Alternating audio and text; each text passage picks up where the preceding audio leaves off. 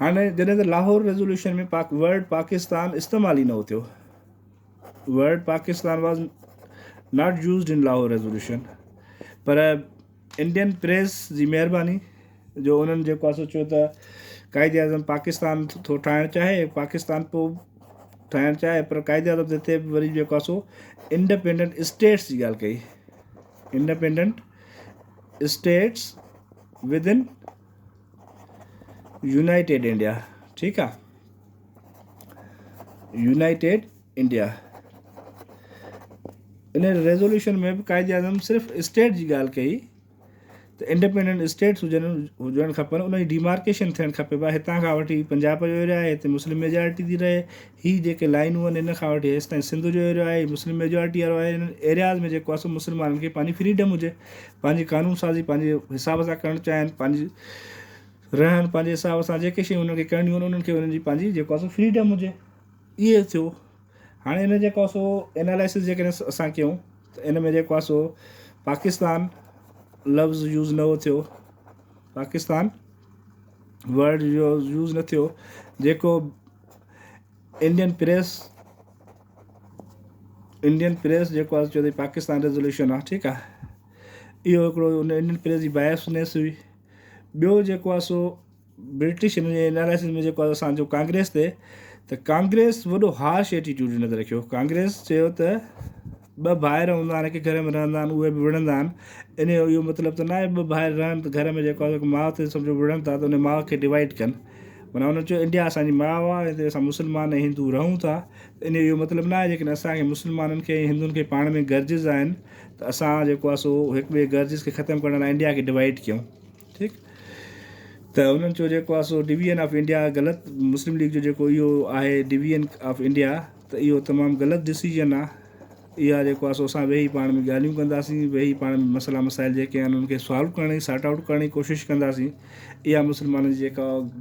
ग़लति ॻाल्हि आहे त उहो जेको आहे डिवाइड कंदा हिन खे जेको आहे सो इंडिया खे, इन ते उन्हनि जो हार्श एटीट्यूड ख़ुशि कोन हुई। Congress was not happy, Congress जेको आहे हैप्पी कोन हुई, छो जो उनजो एटीट्यूड शुरू खां बायस हुयो, उन्हनि खे मुस्लमाननि खे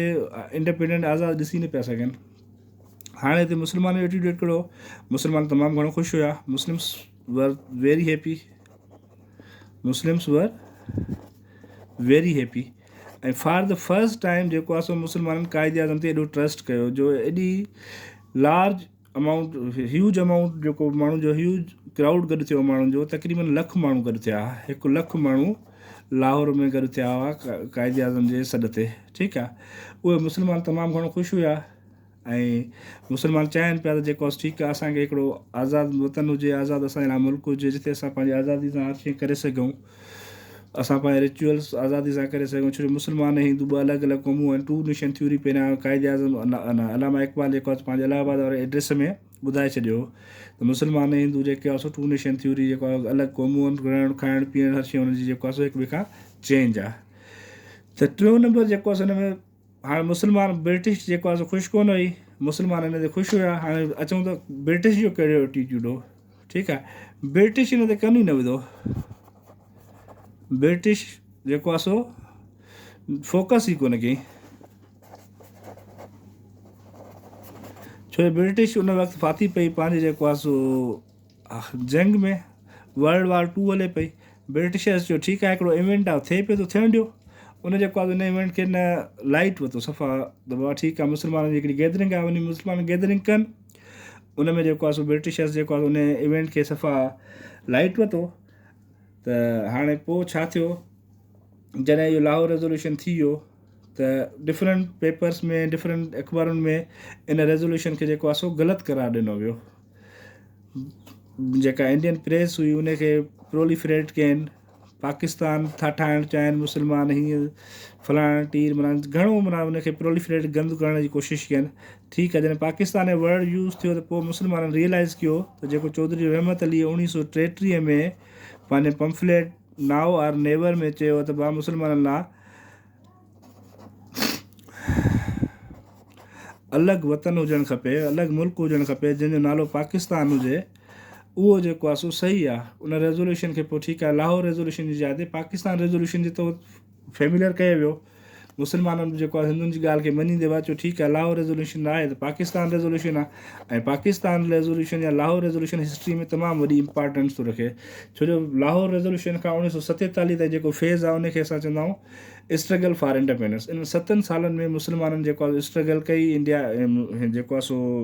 जुदा मुल्क हासिलु करण जी, ऐं इन 7 सालनि में जेको आहे सो उहा स्ट्रगल एतिरी त मुनज़िम हुई जो पंहिंजो मुल्क जेको आहे सो ईज़िली हासिलु करे विया। उन में डिफ़िकल्टीज़ उन्हनि फेस कयूं, लाज़मी ॻाल्हि आहे, हार्ड वर्क्स पिया हूंदा, काफ़ी सारियूं मुश्किलातूं बि आयूं हूंदनि, पर 1947 खां वठी 1947 न 1940 खां वठी 1947 ताईं जेको इहे 7 सालनि में फेज़ आहे, इनखे असां चवंदा आहियूं स्ट्रगल फॉर इंडिपेंडेंट स्टेट या आज़ादी जो फेज़, इंडिपेंडेंस फेज़, ठीकु आहे। छो जो मुस्लमाननि जेका मुनज़िम स्ट्रगल हली आज़ादी लाइ, उहा 40 खां पोइ ई शुरू थी। छो 40 खां पोइ क़ाइद आज़म जो माइंड बि डाइवर्ट थियो, क़ाइद आज़म बि पास्ट एक्सपीरियंस मां काफ़ी सबक़ु सिखियो त मुस्लमान साईं कॾहिं बि जेको आहे सो पंहिंजो रवैयो सही नथा करे सघनि, हिन जो हार्श रवैयो वधंदो रहंदो, एंटी मुस्लिम पॉलिसीज़ उहे एडाप्ट कंदा रहंदा। कांग्रेस मिनिस्ट्रीज़ में उहे ॾिठनि, जेको आहे लखनऊ पैक्ट में ॾिठनि, नेहरू रिपोर्ट में ॾिठनि, जेके पास्ट इवेंट जेके बि थिया हुया उन्हनि सभिनी में जेको आहे सो कांग्रेस जी जेको आहे सो एटीट्यूड टूवर्ड्स मुस्लिम सभिनी खां ॻुझो कोन हुयो।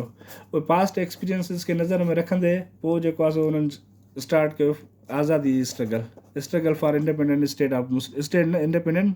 कंट्री होमलैंड फॉर मुस्लिम्स, जंहिं नालो पाकिस्तान सजेस्ट कयो वियो। ठीकु आहे, इंशाल्लाह नेक्स्ट क्लास में मिलंदासीं। Thank U.